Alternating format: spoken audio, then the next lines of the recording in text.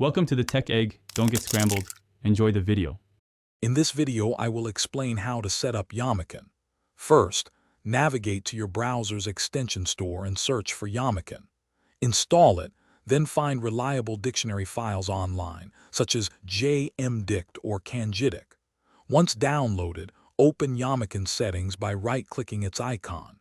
Go to the Dictionaries tab and click Import to add your downloaded files. This initial step is crucial for the extension to function correctly. After importing, you can manage your dictionaries.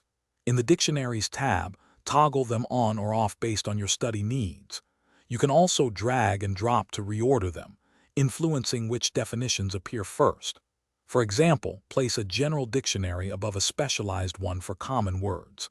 Explore adding dictionaries for specific fields like medical or legal Japanese to enhance your learning experience. This customization ensures relevant results. With Yomichan set up, simply hover your mouse over any Japanese text on a web page to see its definition pop up instantly.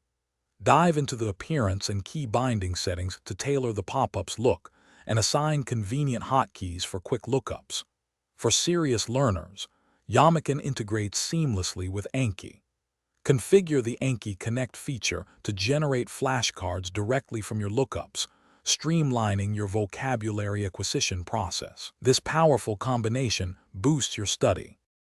If you encounter issues, first verify that both your browser and Yomichan extension are running their latest versions.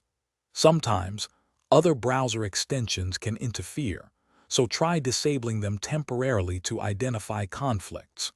Review Yomichan's official documentation or community forums for common solutions. Remember to check the description for a link to the Echo.Smart speaker and other great deals. A smooth setup ensures you get the most out of this invaluable language tool for your studies. Happy learning! Thanks for watching. Consider subscribing if I helped unscramble your problems.